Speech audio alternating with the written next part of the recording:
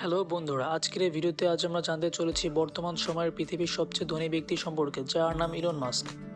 বর্তমান সময়ের পৃথিবীর সবচেয়ে ধনী ব্যক্তি ইলন মাস্ক, যার মোট সম্পত্তির পরিমাণ প্রায় 270 বিলিয়ন ইউএসডি ডলার, যা বাংলা টাকায় রূপান্তর করলে হয় প্রায় 29,16,00,00,000 টাকা। কি অবাক হচ্ছেন? অবাক হওয়াটাই স্বাভাবিক। চলুন জেনে নেওয়া যাক সে আজ কিভাবে এত সম্পত্তির মালিক হলো। ইলন মাস্ক 28 জুন 1971 সালে দক্ষিণ আফ্রিকার প্রিটোরিয়ায় জন্মগ্রহণ করেন। মাস্কের শৈশব ছিল বুদ্ধিমান কিন্তু অনেক কঠিন, কারণ শৈশবে তিনি একাধিক মানসিক ও শারীরিক চ্যালেঞ্জের মুখোমুখি হয়েছিলেন। প্রথমত, তার জন্ম দক্ষিণ আফ্রিকায় হলেও পরিবারে কিছু অস্থিরতা ছিল যা তাকে মানসিকভাবে প্রভাবিত করেছিল। এই কারণে তার স্কুলের সহপাঠীরা তাকে ব্যাপকভাবে অপমানিত করত। তার এই মানসিক চাপ ও একাকিত্বের কারণে তিনি বই পড়তেন এবং কম্পিউটার প্রোগ্রামিংয়ে বিশেষভাবে মনোনিবেশ করেন। ইলন মাস্ক খুব ছোট থাকতেই কম্পিউটার প্রোগ্রামিং শিখেন এবং মাত্র 12 বছর বয়সে তিনি একটি ভিডিও গেম তৈরি করেন, যেটি তিনি বিক্রি করে দেন। ইলন মাস্কের বয়স যখন 17, তখন তিনি কানাডায় চলে যান এবং এরপরে যুক্তরাষ্ট্রে গিয়ে পড়াশোনা শুরু করেন।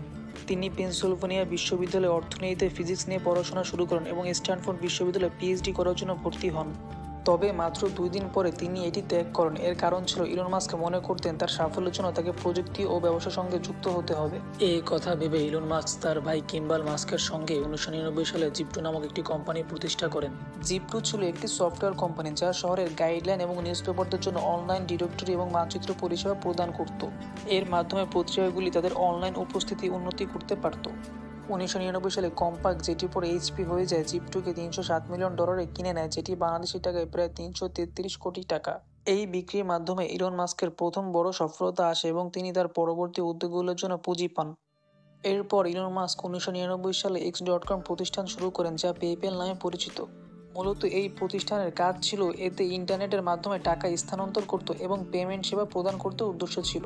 এবং পরবর্তীতে ইবে প্রতিষ্ঠান $1.5 বিলিয়ন, যা বাংলা টাকায় রূপান্তর করলে 1620 কোটি টাকা দিয়ে ইলন মাস্কের পেপ্যাল প্রতিষ্ঠানটি কিনে নেয়। তারপর মাস্ক একাধিক পরিকল্পনা শুরু করেন। তিনি 2002 সালে স্পেস এক্সপ্লোরেশন নামে একটি কোম্পানি প্রতিষ্ঠা করেন, যার কাজ হচ্ছে কম মূল্যে রকেট তৈরি এবং মহাকাশ গবেষণার জন্য বিখ্যাত। স্পেস টেকনোলজির মধ্যে কয়েকটি উল্লেখযোগ্য উদাহরণ হলো এটি দীর্ঘমেয়াদী মহাকাশ মিশন, যেমন মঙ্গল গ্রহে মানুষের বসবাস স্থাপন করা। আর একটি নেটওয়ার্ক হচ্ছে স্টারলিংক। এটি একটি স্যাটেলাইট নেটওয়ার্ক যা পৃথিবী জুড়ে ইন্টারনেট সেবা প্রদান করে থাকে। এই প্রতিষ্ঠান দ্বারা ইলন মাস্কের লক্ষ্য হচ্ছে মানবজাতিকে অন্যান্য গ্রহে বা মঙ্গল গ্রহে পাঠিয়ে মানুষের বসতি ও জীবনযাপন স্থাপন করা। এরপর ইলন মাস্ক 2004 সালে টেসলা কোম্পানিতে প্রাথমিক বিনিয়োগকারী হিসেবে যুক্ত হন।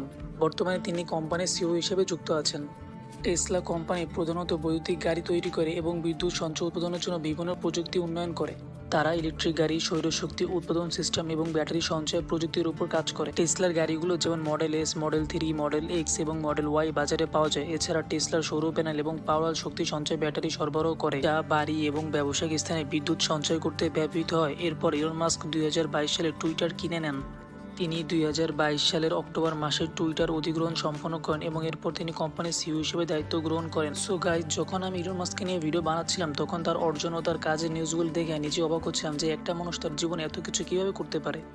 যদি ভিডিও ভালো লাগে তাহলে একটা লাইক ও একটা সাবস্ক্রাইব করবেন ও আমাদের পাশেই থাকবেন। দেখা হচ্ছে পরের ভিডিওতে কোনো বিখ্যাত ব্যক্তির জীবনী নিয়ে।